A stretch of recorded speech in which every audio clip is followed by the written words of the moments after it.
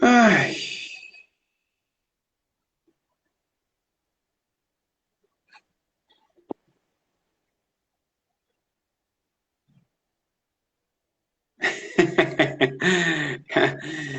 Lisane, você tá demais, hein?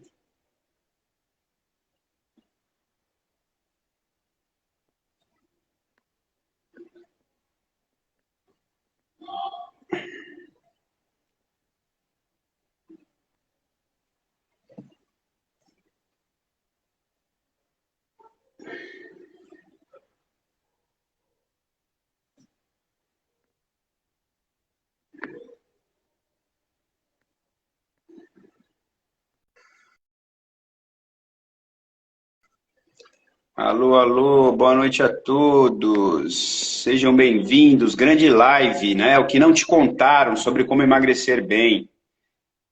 O que é isso? O que não nos falaram sobre esse assunto? Não é? A gente está perdido aí nesse mundo onde só aumenta o número de pessoas sofrendo de obesidade e não contaram um monte de coisa pra gente no processo do emagrecimento. Como é que a gente trata esse assunto?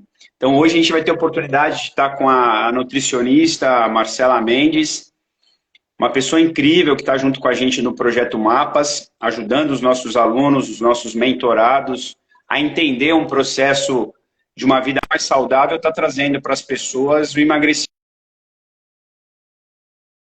né? O tão requerido emagrecimento. Então, vamos aguardar aí a chegada da Marcela e falar que é isso que a gente precisa se conectar. As informações, informação, é fundamental que a gente se conecte. O que é informação? Quanto que a informação é fundamental para que a gente não faça bobagem, não é? O cenário de ter a informação correta, o cenário de estar conectado com a informação correta, nos leva para um outro lugar. Seja muito bem-vinda, Marcela. Que legal que você está aqui.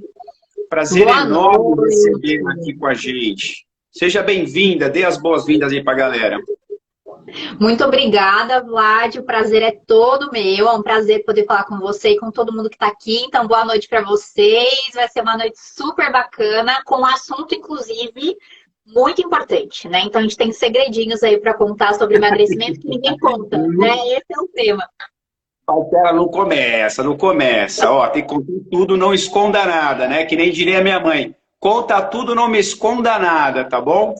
Bom, vamos Boa. lá. Eu queria primeiro, Marcela, que você pudesse, de forma óbvia, né, simples e confortável, falar um pouquinho da Marcela e aí devagarzinho a gente vai entrando no tema, tá legal? Quem é a Marcela Mendes, por favor?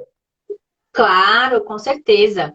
Bom, vamos lá. Eu sou nutricionista há quase 10 anos. Então, daqui a alguns meses, completo 10 anos de carreira. Trabalho com a área de atendimento clínico e com outras áreas também. Então, eu adoro a culinária saudável, a gastronomia saudável. Então, se vocês entrarem também no meu perfil, vão encontrar várias receitas. Porque, para mim, se alimentar bem não é necessário, não é sobre fazer dieta, né? É sobre entender dos alimentos, o que eles fazem pelo nosso corpo e tornar isso prazeroso, né? Isso é o mais importante, com toda certeza. Então, ao longo desses anos de atuação, trabalhei muito com marketing nutricional também. Então, eu ensinei muitas pessoas sobre nutrição, né? Sobre alimentação saudável. Isso é uma coisa que eu gosto muito de fazer. O ensinar me dá muito prazer. Eu acho que quanto mais a gente fala sobre alimentação saudável, quanto mais a gente ensina as pessoas, e a partir do momento que a gente se apropria de conhecimento, a gente pode mudar, né? Conhecimento gera mudança. E esse é o meu principal trabalho aqui, é levar alimentação saudável, saúde para as pessoas, e é o que eu tenho feito nesses últimos 10 anos. E você colocou uma palavra no meio do seu discurso que eu vou me apropriar dela e a gente vai começar com ela. O que é dieta? O que significa a palavra dieta? Por que essa pergunta, tá bom? Por meio dela, eu vou fazer um monte de provocação, beleza? Acho que o intuito da live é essa. Eu vou jogar e você se vira para responder. Se não, beleza? Eu vou trazer o que a galera pergunta, o que a galera coloca pra gente. Primeira pergunta, o que é dieta? Define esse negócio, dieta, o que é isso? Bom, dieta nada mais significa do que hábitos de alimentação, né? A gente se alimenta, a gente está fazendo uma dieta. Só que o que, que as pessoas entendem de dieta, né? Emagrecimento. Então a palavra dieta está muito associada ao emagrecimento, só que não é necessariamente isso, né? Quando a gente se alimenta, o ato de se alimentar, seja ele saudável ou não, está relacionado a uma dieta. Então, hoje, quando a gente nem usa mais essa palavra dieta quando a gente está falando sobre, por exemplo, né, no meu caso, na minha área de atuação, eu não falo mais sobre vamos fazer dieta, né? Então, vamos aprender a se alimentar melhor de forma saudável. Então, é sobre isso. A gente não precisa mais usar a palavra, se apropriar da palavra dieta para o emagrecimento. E nem precisa mais usar isso, gente. Vamos falar sobre alimentação saudável, que tá tudo certo e é muito mais bem-vindo, muito mais caloroso, eu diria, né? Porque a palavra dieta, ela gera tanta coisa, né? Se a gente pensar, assim, às vezes tá ligado tanto a sofrimento, a angústia, a ansiedade, né? Então, acho que a gente pode até deixar de lado e se apropriar de outros termos. Mas, basicamente, é isso.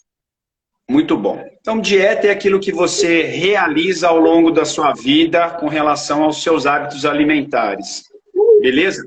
E aí, é claro, você me colocou um outro termo aí, que você atua profissionalmente com nutrição clínica. Explica pra gente um pouquinho o que é isso, só pra gente conectar. Sim, a nutrição clínica ela está relacionada ao tratamento daquele paciente no que diz respeito a todos os âmbitos, né? Então, a gente está falando da leitura de exames, a gente está falando de hábitos alimentares e hábitos de vida. Então, no atendimento clínico, a gente faz isso ou de forma particular ou através de convênios. Pode ser numa clínica, num consultório particular, como pode ser dentro de um hospital, por exemplo. Mas nada mais é do que esse atendimento individualizado que leva em consideração todo o histórico daquele paciente e as orientações que serão feitas a partir do que ele precisa para a vida dele, né? Até porque a gente não ia falar o termo dieta de novo, mas o que a gente vê, né, na internet, dietas aleatórias, né? Só que se funcionassem de fato, ninguém estaria obeso ou sobrepeso ou doente, né? Então, quando a gente fala de um atendimento clínico individualizado, o que serve para o Vlad não serve para mim. E vice-versa, né? Então, trata-se muito da individualidade, da necessidade de cada paciente. É esse Legal. Olhar, sabe? É esse olhar mais individual mesmo. Análise ponto a ponto. Se está assim, talvez eu precise repor ou tirar esse determinado alimento. Se está um outro marcador ali no, sei lá, no exame de sangue, se está assim, talvez eu tenha que explorar esse ou aquele outro alimento. É isso. Uma coisa que eu acho muito interessante. Pode falar. Eu falo muito com os meus pacientes, assim, uma coisa que eu ensino muito para eles é sobre leitura de sinais e sintomas, né?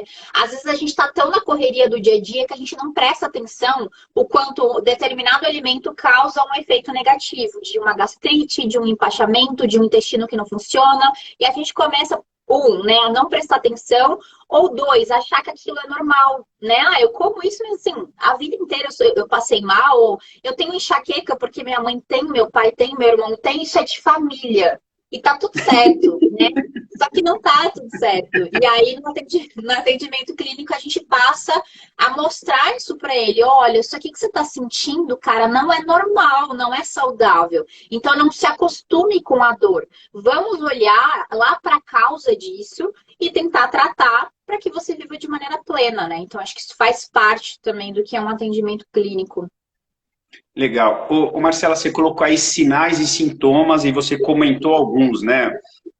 Uma irritação gástrica, uma gastrite, uma enxaqueca, uma dor de cabeça. Eu vou confessar para você, acho que eu comentei contigo que eu estava fazendo o teste se era a farinha ou se era o açúcar que estava me dando dor de cabeça. Já sei o que é o açúcar. Típico. Logo você já sabe que eu testei, eu comi o açúcar. E aí batata. Porque eu fiz um teste, eu fiz um pão esses dias e esse pão tinha a farinha branca normal, farinha de trigo. Eu falei, bom, eu sei que não é boa, eu sei que inflama, e nós vamos entrar nesse assunto daqui a pouco. Eu tô dando gancho, eu tô usando gancho aqui. Eu fiz um pão, pus a farinha de trigo, né? A gente tem a farinha combinada aqui que minha esposa fez aqui pra gente, com outras coisas que não é do trigo. Eu fico de boa. Fiz o pão com a farinha de trigo, eu falei, bom, vai dar ruim em alguma coisa. Cara, normal, não deu nada. Cara, fui comer um negócio com açúcar, sentia dor de cabeça. Eu falei, então não era a farinha, é o açúcar. Então, tá claro para mim que o açúcar gera para mim dor de cabeça. Você acredita? Acredito, acredito super. E a gente começa a ter uma percepção maior quando a gente retira por um período de tempo. Isso é muito interessante. Ó, quando eu era mais nova, lá no começo da faculdade, eu tinha muita acne no rosto. Muita, muita, assim. E eu não sabia o que era. Eu tinha feito vários tratamentos com dermatologista, não passava. E aí, com a faculdade, você aprende, né? Vai aprendendo sobre alimentação, o que te faz bem, o que não faz. E aí, eu aprendi muito sobre intolerância à lactose e o consumo de lácteos e o que isso poderia causar, principalmente no intestino inflamado. E eu falei, tem alguma coisa errada aqui, né? Não é só sobre questões estéticas, né? Ou dermatológicas. Eu falei, eu acho que eu vou fazer um teste. Dito e feito, assim, foram 30 dias exatos, sem lácteos, nada de lácteos, nenhuma fonte. E em 15 dias, eu não tinha acne, assim. Foi Você tá surreal. brincando? Foi surreal. Então, Caraca. a gente começa a ter percepção também quando a gente fica sem, né? Porque a gente está tão acostumado a consumir daquilo, do mesmo, né? E não presta atenção, né? Igual eu estava falando anteriormente. Quando você tira e você coloca novamente, você fala, opa, tem alguma coisa errada aqui, isso aqui talvez me afete, sabe? Caramba, que legal. Que legal. É interessante você falar, e você tocou em alguns pontos sobre intestino inflamado, e a gente vai começar, acho que, a entrar nesse assunto que chama muita atenção. E eu até comentei com você que ontem eu tive a oportunidade de assistir a defesa da dissertação do mestrado de um colega falando sobre esse assunto. Então, tá fervendo na minha cabeça. Nós já tínhamos combinado que a gente ia por esse caminho, e aí ontem eu falei, nossa senhora, um prato cheio. Bom, vamos lá. Fala pra gente um pouquinho sobre essa história relacionada à alimentação, é claro, dessa inflamação que você disse e qual é a relação dessa inflamação com essa história de intestino. Intestino é importante? Eu tenho que me preocupar com o intestino? Para que serve o intestino? Aonde é que eu vou com essa história? Onde o intestino conecta com a inflamação que começa a surgir o assunto? Segura um pouquinho. Galera, é aí que está, na minha concepção, um dos maiores segredos que ninguém fala, ninguém conta, ninguém comenta, ninguém discute, ninguém consegue relacionar isso com outros hábitos da atividade física, do sono, e vira um angu de caroço e, de repente, a solução, óbvio que eu não vou dizer que é simples, mas a solução para quem estuda esse assunto passa a ser algo muito comum. Então, eu queria que a Marcela falasse para a gente inflamação, intestino, e aí a gente vai chegar naquele palavrão que é a microbiota. Explica para a gente, se vira nos 30. Não, vamos lá. Assunto super importante. Eu concordo com você quando diz que esse é um dos temas que estão escondidos, né, dentro do que a gente fala sobre emagrecimento. Inclusive, vale a pena puxar para o assunto emagrecimento, falar de intestino, né? O que intestino tem a ver com o processo de emagrecimento? E tem tudo, tudo, tudo a ver, né? Porque hoje a gente fala, o emagrecimento é para perder peso, emagrecer é só você tirar o carboidrato, comer proteína com salada, fazer atividade física, porque aí as pessoas já entenderam, né, que tem que fazer também.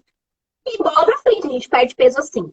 Só que se fosse tão simples perder peso, obesidade não seria uma das doenças que mais mata no mundo, né? A gente não teria uma porcentagem gigante de pessoas sobrepeso ou diabéticas ou com colesterol alto, né? Se fosse simples dessa maneira, como tirar o carboidrato e comer peixe com salada.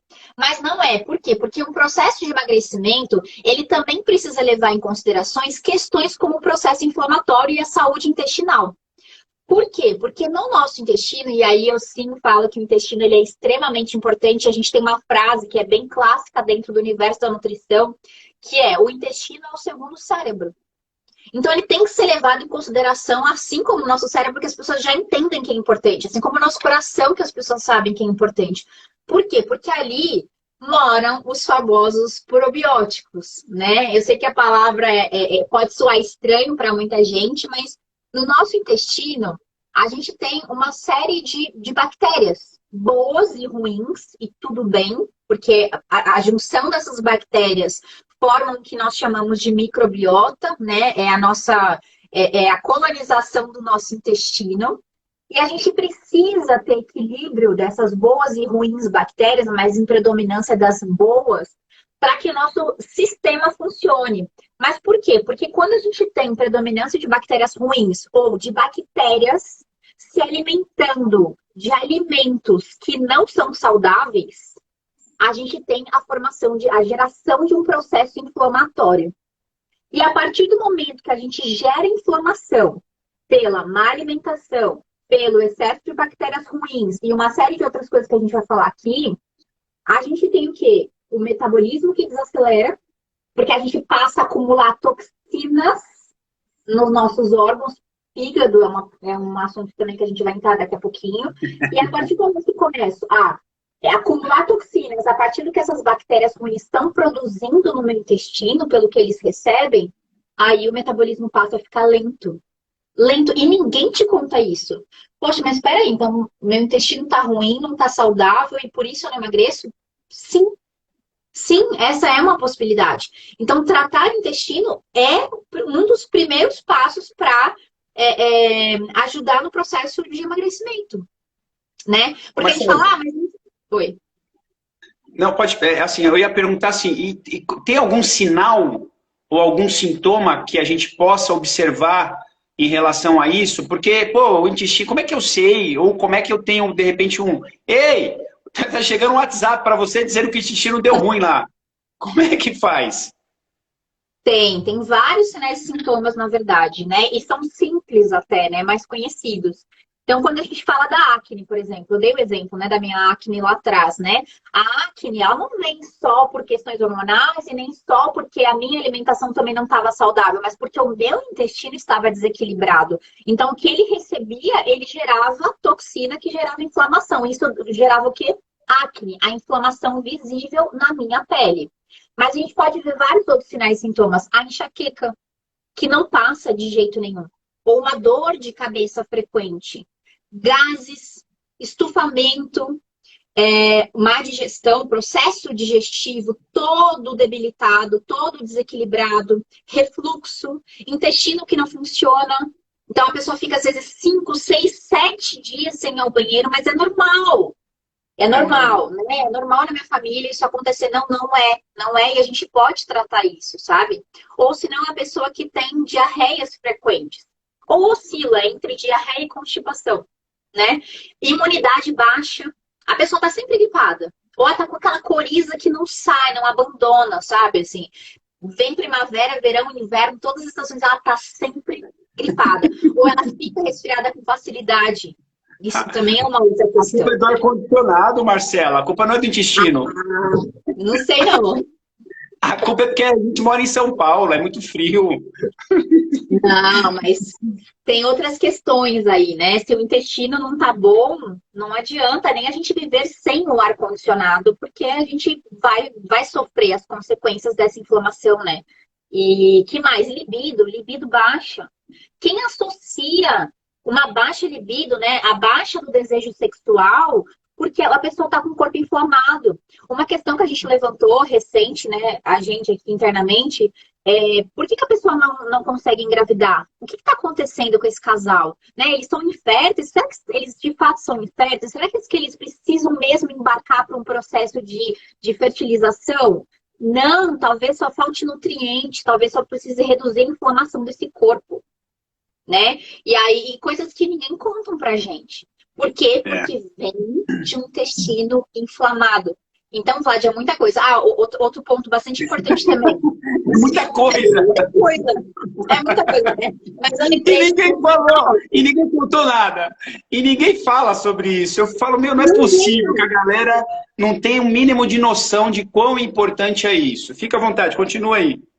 Exato, e assim, por exemplo, artrite, artrose, tendinite, bursite, as ites, que são inflamações, também podem vir desse corpo inflamado, né? Tudo bem, a gente sabe, a gente chega na terceira idade, o corpo ele vai falhando, porque ele vai envelhecendo, mas nós não somos obrigados a chegar numa terceira idade doente. Se a gente passa a pensar hoje, o que a gente pode fazer para melhorar, com certeza a gente vai estar diferente daqui 10 anos, daqui 5 anos, daqui 1 ano. Ou menos. Então, qualquer coisa que a gente possa fazer hoje para mudar o nosso futuro, a gente consegue fazer. e coisas que vêm porque a gente está inflamado e não para prestar atenção no que a gente está fazendo com o nosso corpo e com o nosso intestino, no caso, né? Marcela, esses dias eu estava lendo, como o assunto aqui é obesidade, vale colocar. Eu estava lendo um artigo, esses dias que eu digo faz mais de um ano. Eu estava entendendo índices de lesões desses tipos que você falou em membro inferior de indivíduos obesos. E aí a discussão era, o que vem primeiro? O dano na articulação, porque o cara está pesado, ou seja, o peso da obesidade traumatiza, causa danos, causa trauma, ou a inflamação sistêmica se instala de forma generalizada, causa pequenas inflamações gerais, essa inflamação, o edema, compromete o espaço articular e aí inicia o trauma mecânico. Você acredita que é esse o caminho do obeso? Não é o trauma mecânico primeiro? Sinceramente, eu acho que essa resposta ela é uma via de mão dupla. Uma coisa leva a outra e a outra leva a uma, assim, sabe? Eu já li também muitos artigos que falavam, que se questionavam, né? Mas assim, o obeso, ele é obeso porque ele tem uma microbiota ruim ou a microbiota dele levou à obesidade? Não tem como a gente dizer, porque eu acredito nas duas coisas. Sabe? Então, assim, hoje os estudos mostram a microbiota, né? O intestino de um obeso é diferente. Ele é diferente de uma pessoa que não é obesa. Ponto. Então, só por isso ele já tem mais dificuldade de perder peso do que uma pessoa não obesa. Isso também ninguém olha, né? Ninguém olha para o obeso com esse cuidado e com esse olhar intestinal. Geralmente é obeso, né? Ele tá assim porque ele quis estar assim. Ok, existe, né, a questão da qualidade de vida, do estilo de vida, da alimentação e etc. Mas enquanto não for olhada a microbiota desse paciente, possivelmente ele vai ter muita dificuldade para perder peso, porque ele é um indivíduo muito inflamado e ele gera inflamação constante no intestino dele, sabe? E tem uma outra coisa também que é legal falar, que é justamente sobre a conexão intestino-cérebro, que é outro ponto que ninguém fala, né? E a gente está falando aqui do processo de emagrecimento, que é uma coisa... Não é super importante, assim, uma coisa que a gente ouve muito, uma palavrinha clássica que é ansiedade. Quem não é ansioso? Né? Com a pandemia ainda, a gente aumentou muito mais a nossa ansiedade, mas a gente, e aí, encaixando com o assunto intestino, vale a pena trazer isso. Por quê? Porque existe uma conexão, sim, entre o cérebro e o intestino. A todo momento, tudo que a gente faz, a forma como a gente se alimenta, o alimento, a partir do momento que ele entra na nossa boca, né? Ou antes disso, quando a gente vai sentar na mesa, que a gente olha aquele alimento, que a gente sente o cheiro, que a gente coloca ele na boca e que entra no processo digestivo até chegar ao nosso intestino, já existe uma comunicação muito grande entre o cérebro e esse intestino. Por que eu estou querendo dizer isso? Porque se esse intestino não estiver saudável, com boas bactérias, e se a gente não tiver ofertando bons nutrientes para esse intestino, essa comunicação ela é falha. E a gente vai ter ali, em vez de produzir substâncias ao nosso favor, como a serotonina, que deixa a gente feliz, que traz aquela sensação de bem-estar, de relaxamento, exatamente. A gente faz o contrário. A gente perde ou a gente reduz a produção de serotonina e a partir do momento que eu reduzo a produção dessa substância, o que acontece? Depressão, ansiedade, descontrole alimentar. Então as pessoas elas passam a se alimentar muito mais. E aí, claro que não é com salada, né? Elas passam a se alimentar com coisas mais calóricas e mais fontes de açúcares e carboidratos. Por quê? Porque é o açúcar que ativa o nosso cérebro, ativa a serotonina, que deixa a gente feliz e eufórico. Então, a partir do momento que eu não estou nutrindo meu intestino e ele não está produzindo a serotonina, ele vai fazer de alguma maneira com que eu tenha essa sensação de euforia.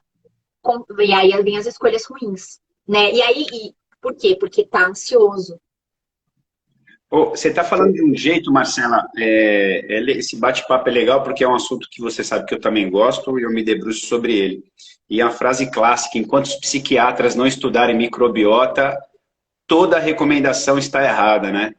Porque você está dizendo de um jeito que assim, amigão, você vai tomar, você infelizmente, no quadro de depressão que precise de acompanhamento clínico e talvez medicar, se essa sua orientação, essa sua intervenção clínica não está acompanhado com o nutricionista para fazer essa reorganização, a chance de você ter sucesso na terapia é muito pequena. Porque, como a Marcela deu o exemplo, é muito legal dizer que é sempre uma via de mão dupla, não é só o cérebro, não é só o sistema dos pensamentos que estão tristes. O que está banhando esse seu sistema, que são essas substâncias, como ela disse, que são ativadoras ou desativadoras, né, acopladoras ou desacopladoras de sistemas, se elas não tiverem íntegras e a favor do sistema, não tem remédio que vai te curar. Então é muito legal, e ninguém quer discutir esse assunto, ou pouca gente discute, e não chega para a sociedade como um todo a profundidade que é entender intestino com relação a isso. Ô Marcela, só para que todo mundo que está ouvindo entenda, se você disse que a ausência de serotonina é um dos marcadores para a depressão, e a gente sabe que a consequência aí se arrasta para diversas doenças neuropsicológicas, né, de ordem psíquicas e de ordem neural. Então, Alzheimer vai evoluir mais rápido, Parkinson vai evoluir mais rápido. A galera hoje está na moda o TDAH, né? Está na moda isso, virou uma moda. Todo mundo tem esse negócio aí e ninguém se ligou. Ninguém se ligou o que pode estar por trás. Você falou que serotonina é produzida no intestino, correto? Isso. E da produção toda de serotonina no nosso organismo, para que a gente tenha um ótimo funcionamento e tal, quanto disso é produzida no intestino? A grande parte é produzida no intestino. Grande parte. O que significa que, assim, por mais que a gente consuma alimentos, a gente não vai conseguir produzir serotonina de outra forma. Então, a gente vai precisar que ela seja... A gente vai precisar munir o intestino, principalmente com triptofano, né? Triptofano é um aminoácido, é um pedacinho de proteína. A gente precisa garantir que a gente esteja consumindo triptofano para o intestino, a partir dele, produzir serotonina, e aí a gente tem os benefícios da serotonina. Então, assim, não é só ter uma boa microbiota no sentido de probióticos, mas eu vou precisar me alimentar bem para que esses probióticos sejam capazes de pegar esse alimento e produzir essa serotonina. Então, assim, tem que se alimentar bem também, né? Não dá só por olhar para os probióticos, não. Né? Isso, mas assim, não é difícil. Não é difícil, porque o triptofano, por exemplo, você encontra no chocolate. Ah, Marcela, mas chocolate está liberado? Claro que está liberado, né? Chocolate sim, mas... Aquele gostosinho. Mas aí a gente tem que saber, né? Não é qualquer chocolate. A gente não vai preferencialmente não usar o leite, né? A gente olha para chocolates amargos que tem um teor maior de cacau. A gente tá falando de 70% mais. E nem precisa ser a versão zero açúcar, tá? Porque eu sei que tem muito disso. Ah, chocolate tem que ser zero açúcar. Não, por que tem que ser zero açúcar? Você é diabético? Não, não sou. Então você não precisa olhar para isso. Você precisa olhar para qual tipo de açúcar que tem. Então, geralmente, eu indico um chocolate 70% com açúcar de coco. Uma versão super legal. Ah, açúcar mascavo. Também é uma opção legal. Eu vou anotar aqui para não me perder nas recomendações. Continue, por favor. E aí, assim, Marcela, mas aí eu posso comer quanto desse chocolate, né? Claro que a recomendação ela é super individual, mas, gente, um tabletinho de 10, 20 gramas, você consegue matar sua vontade de chocolate e ainda consegue trazer os benefícios do cacau, que tem o triptofano ali para você produzir serotonina. Então, assim, massa, muito legal. Mas, Marcela, que horas eu posso comer isso? Geralmente, eu dou por volta das 16 horas, que é o horário que a pessoa tem maior vontade de doce e é o horário que a gente também tá naquele desequilíbrio de algumas substâncias, de alguns hormônios. Então, por exemplo, quando a gente está perto das 16, 17 horas, é um horário que a luz do dia começa a baixar, ali perto das 17, né? 17, 18, vai começar a baixar porque tá vindo a noite. Nesse horário da noite, a gente tem troca de alguns hormônios, né? Então, assim, o cortisol, por exemplo, que é conhecido como hormônio do estresse, ele é um hormônio que acaba aumentando. Então, e aí vem, se você tá com um cortisol muito desregulado, muito aumentado, geralmente você tem uma tendência a sentir mais vontade de doce, carboidrato. Então, coloca nesse horário, das 17 ou 16 mais ou menos, se você vai sentir uma melhora na ansiedade também por conta dessa regulação do cortisol. Então, isso é um ponto legal e tá tudo bem, né? A gente comer o chocolate para se sentir bem e ter o prazer do chocolate mesmo, o sabor do chocolate, sabe? Isso é uma possibilidade. Outro alimento que tem triptofano é banana. Banana é simples, né? Todo mundo tem banana em casa. e você pode usar da banana para ter benefício do triptofano. Imagina se você derrete um chocolate 70% em cima da banana. Você tem Aí eu dois não vou comer uma dúzia de banana. Eu vou comer uma dúzia. calma lá, né? Calma lá, e aí a gente tem que dosar o açúcar, né? Mesmo que seja da fruta, a gente dosa. Mas é um jeito, né? A gente fala tanto aí sobre receitas, eu falo tanto sobre receita, é uma baita possibilidade de colocar um lanchinho da tarde de uma banana com um chocolate bom, de qualidade. Você já vai ter ali uma redução dessa ansiedade também, com toda certeza. Muito bom. Ô, Martela, você começou a conduzir a conversa por um lado que é muito interessante e a gente teve a oportunidade essa semana de estar com a galera do Mapas, a galera da mentoria do Mapas, e foi a aula do sono.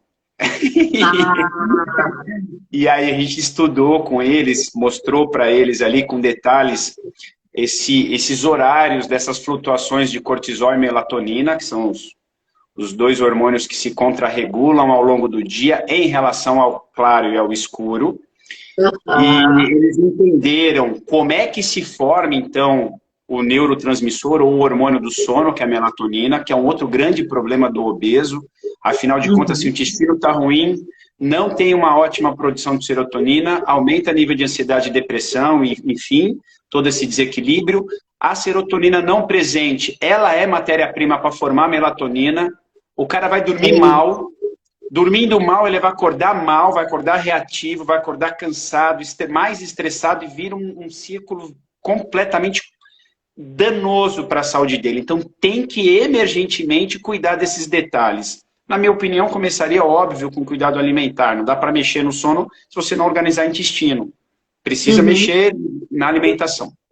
E aí, ajudando esse assunto, a gente ouve falar de alguns tipos de propostas alimentares que são aquelas desintoxicantes, aqueles suquinhos detox. O que isso tem a ver com o intestino, com inflamação? Isso ajuda, isso atrapalha? É um jeito de desinflamar? Como é que eu introduzo isso, se é que vale a pena? Fala pra gente, por favor.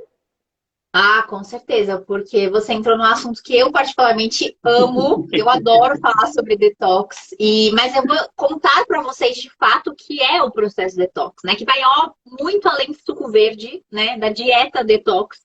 E é um assunto que precisa ser falado, precisa ser aberto. Assim como a gente tem trazido pontos aqui do o que tem por trás de um processo de emagrecimento que ninguém te conta, a gente está te contando aqui que, olha, o processo detox também é esse outro ponto que ninguém te conta e você tem que olhar, né? Por quê? E aí vamos lá entender, né? E depois, Vlad, só me lembro de entrar nessa questão do sono que eu queria contar uma coisinha. Aliás, deixa eu contar já, vai, pra gente amarrar o sono. Você falou de, né, não dormir, aí a pessoa acorda mal e etc. Gente, os estudos mostram que as pessoas que não dormem bem, e aí não dormir bem pode ser tanto a pessoa que tem insônia e de fato não dorme, ou a pessoa que acorda várias vezes à noite, ou mesmo aquela que dorme 8 horas e acorda assim, destruído no dia seguinte. Essas pessoas têm 3 vezes mais chance de aumentar calorias no dia seguinte. Ou seja, a pessoa come mais no dia seguinte daquela noite que ela não dormiu. Isso é comprovado em estudo científico e você não percebe, mas passe a notar, na noite que você não dormiu bem, no dia seguinte você busca por energia. E você busca onde? Aumentando caloria da sua dieta, da sua alimentação. E não é da salada, gente, não é da salada. É do arroz, é do pão, é do macarrão, é do doce. Por quê? Porque o corpo ele é inteligente. Ele vai te pedir por energia porque ele está sentindo falta, né? Então ele precisa toda hora trazer equilíbrio para ele. É isso que o nosso corpo faz. Ele traz equilíbrio o tempo inteiro. Então essa falta de sono gera isso, infelizmente. Tem que tratar sono para emagrecer também. E aí, voltando para essa questão do detox, né? Vamos falar sobre isso. Falar sobre detox, gente, assim, a palavra detox, ou detoxificação, ou destoxificação, ela está relacionada ao processo de limpeza.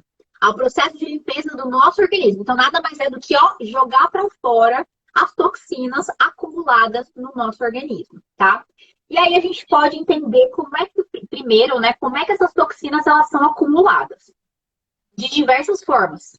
Cigarro, né? Então, tabagismo gera intoxicação. E aí, gente, quando eu tô falando intoxicação, eu não tô falando daquela que a gente comeu alguma coisa estragada e foi pro banheiro, tá? Eu tô falando daquela que vai gerando, vai acumulando mesmo toxinas no nosso organismo de substâncias que não são benéficas, tá?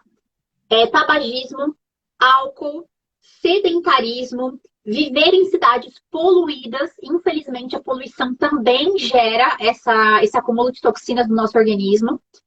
Estresse, então pessoas estressadas acumulam mais toxinas dentro do organismo.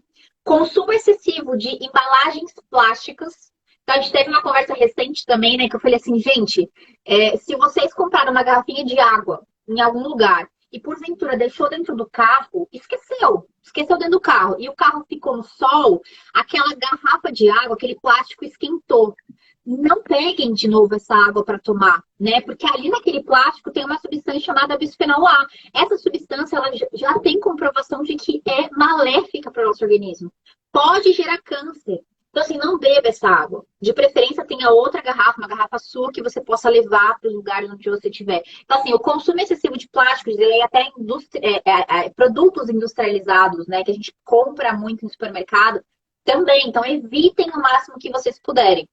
Alumínio, a gente encontra alumínio até em desodorante, por exemplo, né? Então, alumínio é, infelizmente, uma substância que pode gerar intoxicação no nosso organismo. Então, maquiagens, produtos estéticos ou panelas também, né? Podem trazer essa certa intoxicação. E, claro, a alimentação não saudável, né? A alimentação rica em frituras, rica em açúcares, tudo isso vai gerando intoxicação. Só que o que muita gente fala é: Marcela, eu já sei que o fígado faz o processo de eliminação de toxina. Eu li isso na internet, eu ouvi alguém dizer que o fígado faz isso. Então, assim, por que a gente precisa olhar para um protocolo detox ou para um processo detox além do que o fígado faz?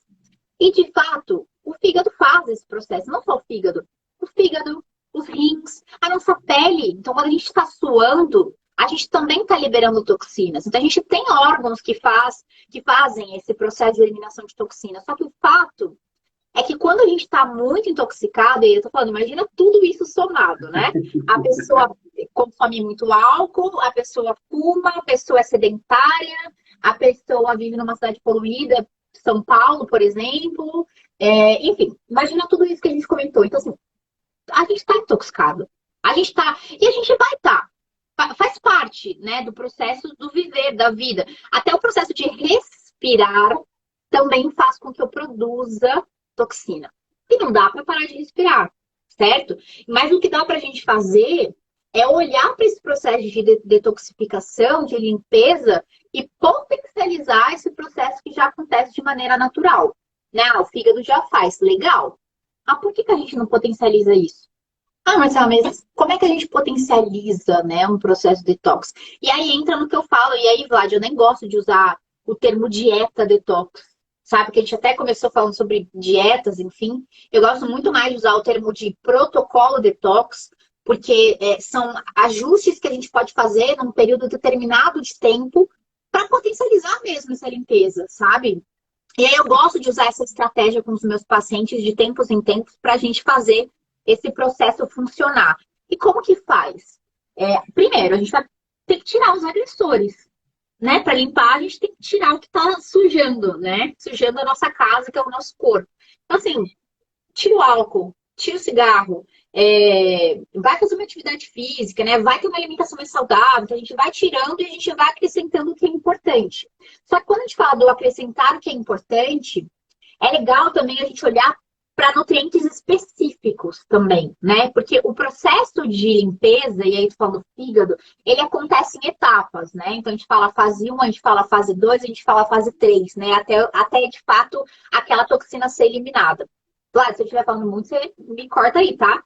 Porque eu peguei aqui para falar. E aí, essa fase 1, fase 2, fase 3, né? A fase 1 nada mais é do que o reconhecimento daquela substância que é ruim para o nosso corpo. Então, ele foi lá, reconheci, legal, isso aqui não presta, não é bom para o meu corpo. A fase 2 desse processo de limpeza é justamente a neutralização. Então, eu vi que ele está aqui, eu vou neutralizar para ele não me causar mal. E a fase 3 é a fase de expulsão. É a fase que eu elimino. Então, legal, o fígado faz isso naturalmente? Faz. Mas a gente está fazendo um protocolo para potencializar essa limpeza, eu preciso garantir o quê? Que eu consuma nutrientes que vão atuar nas 3 fases de eliminação de toxina. Nas 3. Reconhecimento, neutralização e expulsão. E aí a gente está falando, ó, vitaminas do complexo B, a gente encontra muito fácil, gente. Frutas, verduras e legumes. Cereais integrais. Fácil. Frutas, verduras, legumes e cereais integrais. Se você consome isso diariamente com frequência, poxa, você já tá ajudando o seu fígado a trabalhar. E aí vamos entrar no suco verde, né? Por que o famoso suco verde, né, da dieta detox? Simples. Os folhosos verdes escuros, eles têm um nutriente antioxidante que se chama clorofila. Talvez você já tenha ouvido também falar sobre clorofila. Esse antioxidante, ele é importantíssimo, peça-chave do processo detox. Ele é importantíssimo para ajudar no processo de eliminação dessas toxinas. Então, quando a gente toma o suco verde, não é à toa. Não é porque é moda, eu vou viver de suco verde. Até porque quem faz e aí eu vou falar dieta, né? Quem faz a dieta detox, conhecida como dieta detox, que vive à base de suco, isso não é dieta detox. Fazer detox, tomar suco 7 dias seguidos, não é fazer detox. Fazer detox é o que eu estou explicando aqui, né? É a gente eliminar os agressores e incluir o que é importante. Seja o suco verde por conta da clorofila, e aí a gente pode fazer com a couve, a gente pode fazer até com alface, se a gente quiser. A gente pode fazer com espinafre, que também funciona. Coloca o gengibre, porque o gengibre é super, super anti-inflamatório. Ele é maravilhoso, maravilhoso, gente. Se eu tivesse que escolher um alimento para a vida, assim, acho que gengibre com certeza ia estar assim, ó, no topo da minha lista. Porque ele é importante para tudo, né? A gente fala para infecções, inflamações, ele é de fato maravilhoso. Aqui também para o processo de eliminação de toxinas, ele é incrível. Então a gente coloca o gengibre para potencializar também, a gente coloca uma fruta que contém vitamina C e a gente vai montando esse suco verde que vai ser um dos pilares do processo de detoxificação. Tá? E aí a gente pode colocar, mas só mais, chá. Chá é maravilhoso. E tem vários tipos de chá. Dente de leão, cavalinha, chá verde. São chás estratégicos e específicos que a gente vai colocar para atuar na fase 1, na fase 2, na fase 3 de eliminação. Eles não estão por acaso. Quando a gente fala, né? Quando eu falo para os meus pacientes, olha, eu indico muito chá para eles, né? Porque eu gosto muito dessa área também. E aí eu falo, ó, esse chá você vai tomar no meio da manhã, esse chá você vai tomar no meio da tarde, esse chá você vai tomar 2 horas antes de dormir. Mas por quê? Porque cada um tem uma atuação diferente. Cada um tem um composto químico diferente que vai atuar no que eu tô querendo que ele atue. E dentro do processo de detox, os chás amargos têm uma responsabilidade e um peso muito importante dentro do processo. Então eles ajudam muito, tá? Chá verde, dente de leão, cavalinha, são ótimos, tá? Então a gente faz esse protocolo. E outras coisas, né, que a gente eliminaria também. O que gera muita inflamação são as carnes vermelhas e a proteína animal, né? Então, Marcelo, mas eu não vou mais comer proteína animal? Não.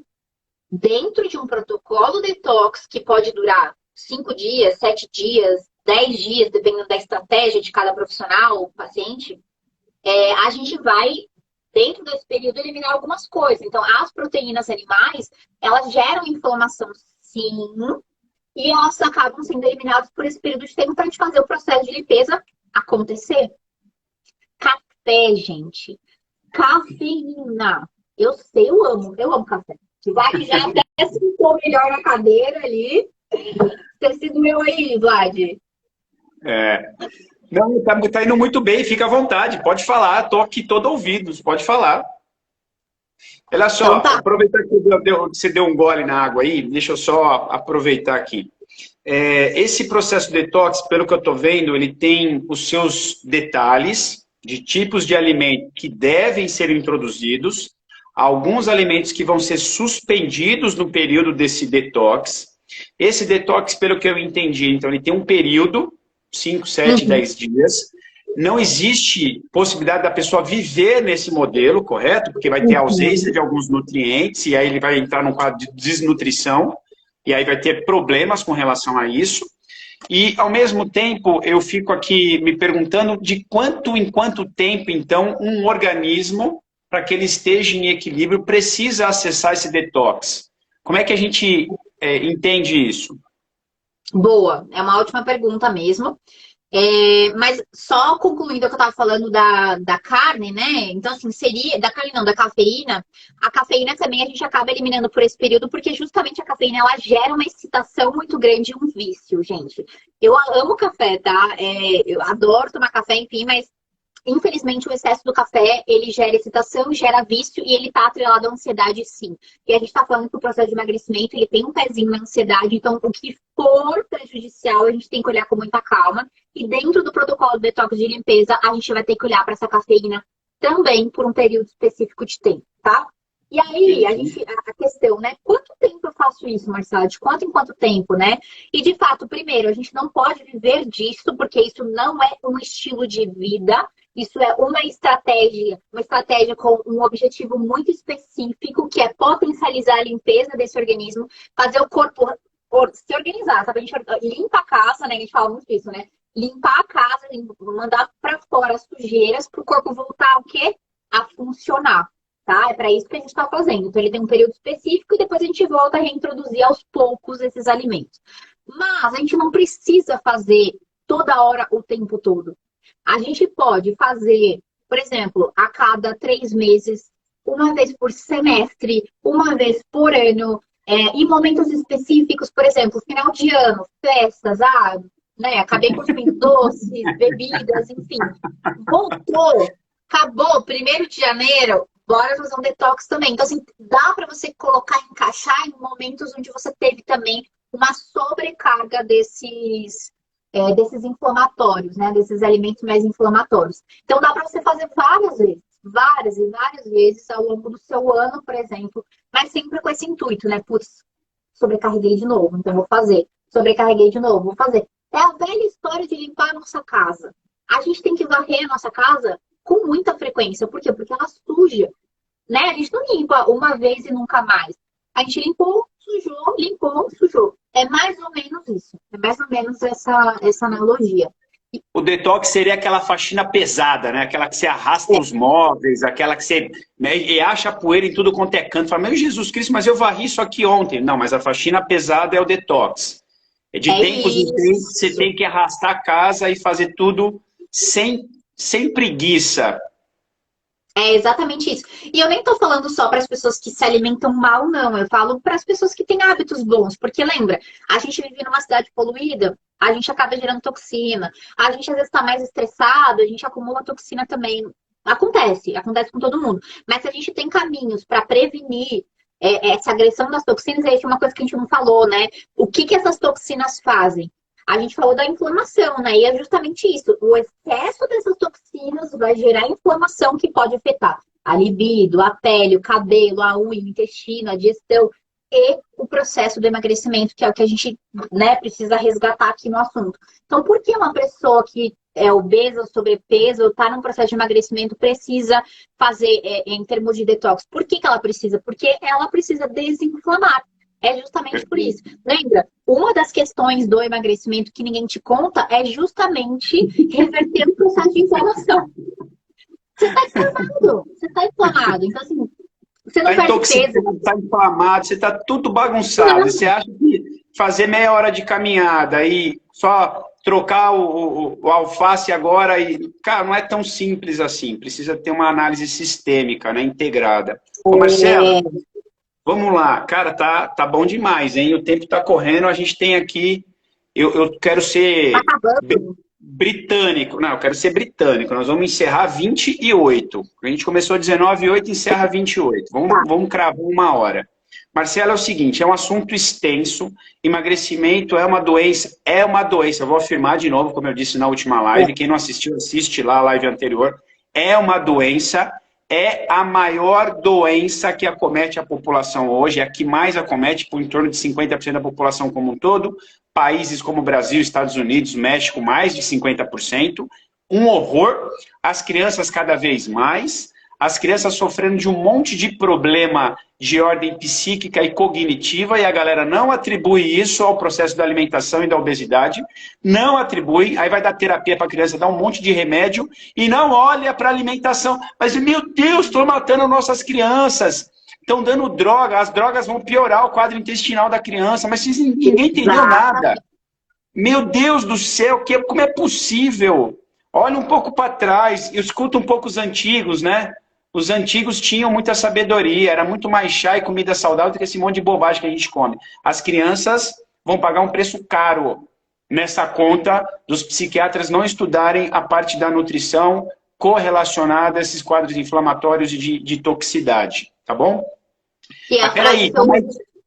Não, só comentar a frase que eu falo muito para vocês, né? Que, gente, desembalem menos e descasquem mais. Eu vou falar isso eternamente. Desembale menos e descasque mais. Mais uma vez? Desembale menos e descasque mais. Então Visitem a feira, muito mais do que coisas naturais. A outra frase qual é? Mais feiras e menos... Mercado, supermercado. Vamos lá, mais um... porque esses alimentos mais naturais, mais da terra, são alimentos mais saudáveis, com menos chance de probabilidades inflamatórias e tóxicas, e por consequência vai gerar um processo interno muito mais favorável, ajudando, como por exemplo, resolver o problema em partes, né, o problema da obesidade. A gente está falando de obesidade para não falar de câncer, para não falar de doença cardíaca, para não falar de todas as outras, hipertensão, diabetes, que vão acontecer por consequência, tá bom? É um somatório.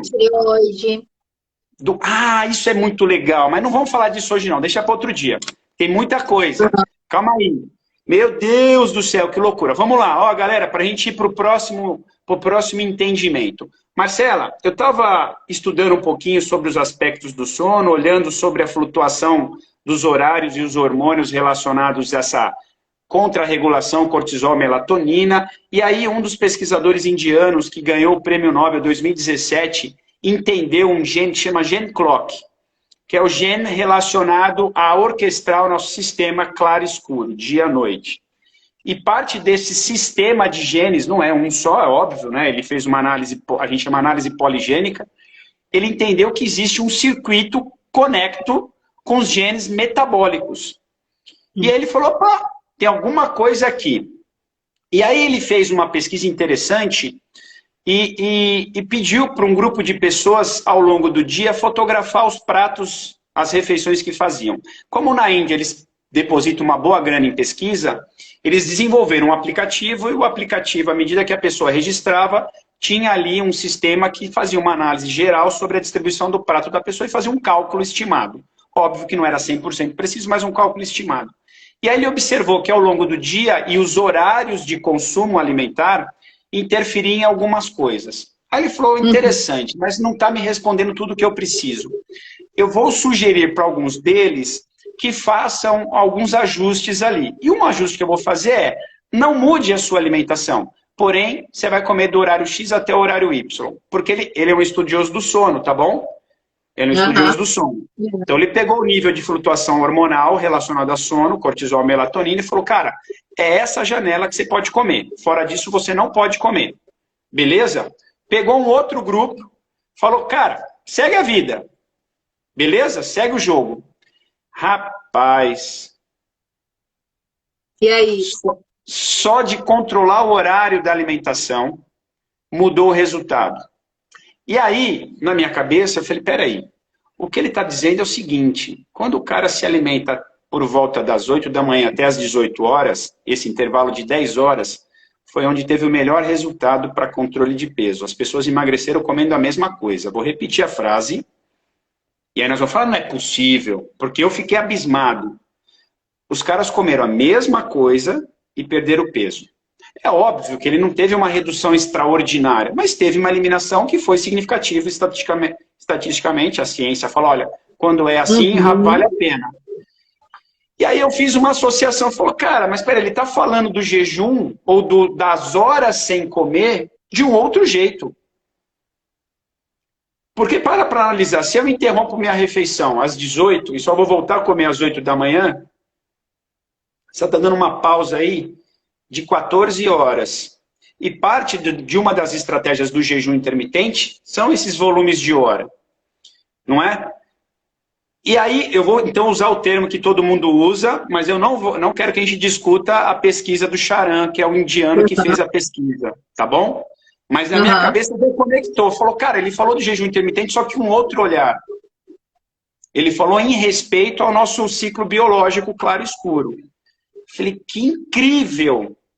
Então, o jejum intermitente não traz só o benefício que é declarado quando os estudiosos estudam isso isoladamente. Traz um outro ganho incrível de ajuste metabólico ou desses genes clock, genes relacionados ao horário, pros genes metabólicos e reorganiza o nosso corpo como um todo. Não mudou a dieta e não mudou a quantidade, só organizou os horários. Deixa isso na gaveta para a gente discutir um outro dia. Fala para a gente de jejum intermitente. É bom, é ruim, faz bem, mata, salva. O que é jejum intermitente? Bora falar. Mas eu preciso fazer um comentário, assim. Para mim faz muito sentido essa questão do se alimentar cedo. Por quê, gente? Nós, seres humanos, né? O Vlad já tá falando isso há um tempinho, né? Nós temos o nosso relógio biológico. Então, naturalmente, nós fomos criados para acordar cedo e dormir cedo, que significa que a gente também precisa fazer a nossa última refeição cedo. É o que acontece? Não, não é o que acontece, mas é o que deveria. Justamente por conta dessa sequência de alterações hormonais, né? Do que acontece ou deveria acontecer com os nossos hormônios. Para que a gente, né, o nosso corpo funcionar de maneira plena. Primeiro ponto. Então, assim, eu já concordo com isso, tá? E a questão do jejum intermitente. Eu sou outra adepta, assim, adoro esse assunto. E ele é realmente um assunto bastante extenso, mas acho que vale a gente trazer um apanhado dele aqui, até para relacionar com o processo de emagrecimento. Porque, vamos lá. Primeiro, as pessoas fazem errado o jejum intermitente, porque é moda e elas acham que jejum é só você simplesmente ficar sem comer, né? Porque, na teoria, se você for olhar, jejum é isso, né? Jejum é você não se alimentar. É isso, né? Fazer jejum. Mas o jejum intermitente, da maneira funcional que a gente espera que aconteça, ele não é só sobre ficar algumas horas sem se alimentar. Porque a gente tem que levar em consideração o que foi consumido antes de você iniciar o processo de jejum, assim como que a gente tem que considerar o que será consumido pós-jejum. O que você vai consumir depois que você quebrar esse jejum na sua janela de alimentação? O que vem aí? Será que tem nutrientes específicos para a gente colocar durante esse jejum? Será que tem nutrientes específicos para eu colocar antes de eu fazer esse jejum? Para que durante essa janela, onde eu não tiver alimentação, o meu corpo esteja com nutrientes adequados para fazer o que eu preciso? E a resposta é sim. A gente tem que fazer de maneira consciente, de maneira orientada. E por que fazer o jejum, né? Eu já falo dos nutrientes em questão, mas por quê, né? Acho que é legal falar por que fazer jejum intermitente, quais os benefícios dessa prática. E aí eu falo prática, estratégia, porque, de novo, você não vai fazer todos os dias. Não tem necessidade de você fazer todos os dias. Se você fizer uma vez por semana, você já tem os benefícios de jejum. Se você fizer 2, maravilhoso. Pessoas que fazem mais vezes na semana são pessoas que já fizeram jejum intermitente, sabem da prática e estão orientados. Vocês que nunca fizeram, não vão fazer assim jejum aleatório, tá? A gente busca um profissional para fazer, para ensinar vocês a fazer. Mas por que fazer, né? Quando a gente não se alimenta, óbvio, a gente não tem nada entrando na nossa corrente sanguínea, no caso, açúcar, glicose, a gente não tem, né? Só que o corpo, ele funciona a partir de energia, né? Pra gente fazer isso aqui funcionar, a gente precisa de energia. E a energia vem de onde? Daquilo que a gente se alimenta. Então, tudo que a gente coloca pra dentro serve de substrato energético pra gente funcionar, pra gente viver. A partir do momento que eu não tenho nada entrando no meu organismo, eu não estou me alimentando, o corpo precisa achar uma outra via, um outro caminho de fazer o corpo funcionar, de fazer meu corpo ter energia. E aí, né? Como é que eu vou fazer isso acontecer? Então é nesse processo em jejum que o corpo ele começa a se adaptar. Ele busca uma outra forma de geração de energia, que muitas vezes, em um primeiro momento, e aí eu falo primeiro momento porque as pessoas acham que começam a fazer jejum, nossa, eu já quero perder peso. Já tô fazendo, já quero perder peso. Não é assim. Você começa a perder peso também no processo de jejum a partir do momento que você entra numa fase de adaptação. Por quê? Porque o jejum inicial, ele pega, sim, a proteína que está no seu músculo para a formação de energia. Acontece. Você também pode perder um pouco de massa muscular no início de um processo de jejum, porque ele acaba pegando como fonte energética. Mas no segundo momento, entra a gordura. E aí a gente está falando de um processo de emagrecimento mais eficaz, né? E aí, Vlad, só uma observação dentro desse assunto que eu acho legal, é falar o que é emagrecimento e o que é perda de peso. Que as pessoas não sabem, né? Emagrecimento, e aí a gente gosta dessa palavra, é nela que a gente tem que focar. O emagrecimento, de fato, é a perda do tecido de gordura. Perda de peso é aquilo que você vê na balança que reduziu, sabe? Você subiu na balança, tá com 60, amanhã você tá com 58. Você perdeu peso, você não perdeu gordura. Você perdeu o quê? Água, inchaço, você estava inchada, acabou perdendo essa água. Você pode ter perdido massa muscular, você pode ter perdido massa óssea. Então, perder peso não é das melhores coisas. A gente precisa emagrecer para perder gordura. Então, voltando para o jejum, é isso. Aí, no segundo momento, a gente passa a gerar uma adaptação e a perda de peso vem com essa utilização da gordura como fonte energética também. Isso falando de emagrecimento. Só que o que mais que vem associado ao jejum intermitente? Vem justamente a redução do processo inflamatório, que a gente tanto tem falado aqui. Para você perder peso, você tem que desinflamar. Inclusive, dá para fazer jejum com o protocolo de detoxificação. Vai ser maravilhoso para a gente reduzir ainda mais esse processo inflamatório do organismo. E aí sim, ativar vários genes no nosso organismo que estão relacionados ao processo de emagrecimento, fazendo com que o nosso metabolismo funcione a nosso favor. E isso ninguém conta sobre o jejum intermitente também, né? Pra que fazer jejum? Só pra perder peso? Não, cara. É pra você desinflamar e pra você virar uma chavinha do seu organismo e fazer, escuta, acorda aqui que eu quero que você trabalhe ao meu favor e não contra mim. E aí você vê que o negócio começa a girar, sabe? E aí você fala, isso aqui funciona. Sim, mas exige adaptação e preparação. E aí essa questão dos nutrientes, né? A gente precisa ter uma boa refeição antes desse início do jejum intermitente. Então, eu preciso garantir uma oferta boa ali, não necessariamente de carboidratos, mas você precisa ofertar boas proteínas também, porque lembrando, no processo inicial a gente acaba retirando um pouco da massa muscular. Então, você precisa ter boas fontes de proteínas, boas fontes de gordura.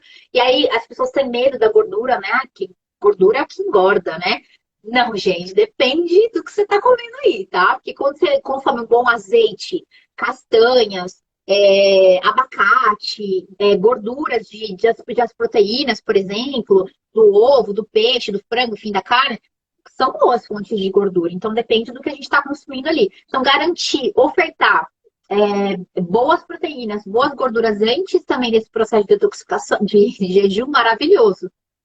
Ah, Marcelo, e durante essa janela de jejum, tudo bem. Se eu fizer à noite, eu vou estar dormindo, né? Eu vou dormir lá 8 horas. E o restante, né, dessas, 4 horas que sobraram, eu vou estar acordada, né? Porque eu acordo cedo, enfim. O que eu posso comer? Nada. Estava dando jejum, né? Nada, não faço nada. Não, eu falo isso porque as pessoas me perguntam o que eu posso comer quando eu almoço, no jejum. Tipo, não tem que pensar no que você pode comer. O que você vai poder comer, tomar assim, um cafezinho, exceto se você estiver fazendo detox junto, aí você não vai poder. Mas se você não tiver um cafezinho sem adoçar, e aí é uma outra história, né, Vlad? Pra gente entrar nessa história aí do outro dia. O açúcar é um outro assunto também. O cafezinho puro, chás, e aí chás é livre, né? Livre demanda, claro, sem adoçar também, o chazinho natural, e água, muita, muita, muita água. Eu até libero uma rodelinha de limão, às vezes pra você espremer, ok, não vai te quebrar o jejum, sabe? Tem coisas que não quebram o jejum. Normalmente isso, né? E depois do jejum, Marcela, chegou meu café da manhã. E aí, o que eu faço? Aí, de novo, você vai ter que olhar para as boas fontes de gordura e para as boas fontes de carboidrato. Agora, nesse momento da quebra, eu já não indico carboidrato. Ah, mas nem um arroz integral no café da manhã. Nem um pãozinho integral, uma coisa, né? Um carboidrato de melhor qualidade. Eu geralmente não indico. Por quê? Porque você passou 14 horas em jejum sem dar açúcar pro seu corpo. Deixa esse açúcar pro almoço. Não precisa dar agora. Deixa a gente prolongar um pouquinho mais esse jejum. Vamos prolongar um pouco mais para ter um efeito um pouco melhor? Vamos. Então a gente vai lá e coloca ali Ovos mexidos com abacate, por exemplo, para quem gosta do avocado, às vezes amassadinho, é uma ótima possibilidade, por exemplo, né? Então a gente também tem que saber o que colocar. Ah, eu vou comer ovos mexidos com uma fruta que tem baixo carboidrato, por exemplo. Pode ser coco, frutas vermelhas, é uma possibilidade. Ah, eu vou comer ovos mexidos com, como é que é o nome? Castanhas. Maravilha, show de bola. Então tem possibilidade de como fazer se você souber fazer direito no antes e no depois e entender que o processo em si, ele não é à toa. Ele serve para ativar bons genes e para trabalhar o favor. Marcelo, Oi? para de sacanagem. Você fala para as pessoas assim, não, você fala assim para as pessoas, não, dá para fazer. Não, não dá para fazer sem orientação profissional. Vamos parar com essa bobagem. Vamos. É assim, ô Marcelo, eu vou falar aqui, você vai ficar magoada, mas eu não estou nem aí.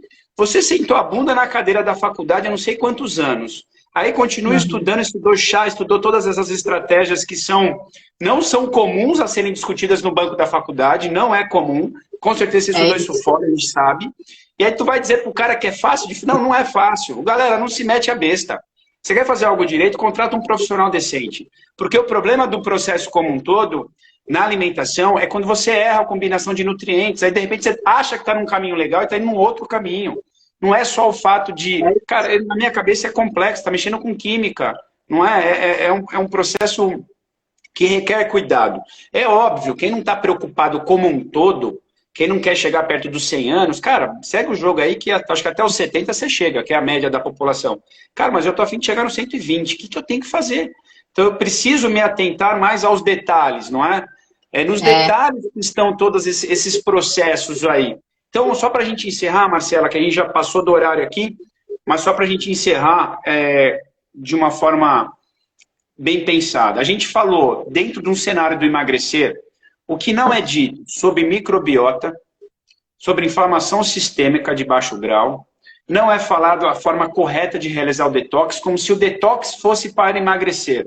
Uma das vantagens do detox é emagrecer, mas não é para isso que ele funciona. Ele funciona para uma outra coisa, e esta outra coisa melhora o seu organismo pro processo do emagrecer. Beleza? Perfeito. E a gente falou do jejum intermitente, que é o nome que se dá para uma estratégia, que eu entendo ela é super efetiva. Tomar cuidado se você pratica atividade física de alta intensidade com expectativa de performance. Talvez você tenha que repensar se você vai fazer isso ou não. Então tem que ter alguns cuidados. E é nesse momento que a gente tenta encerrar essa live.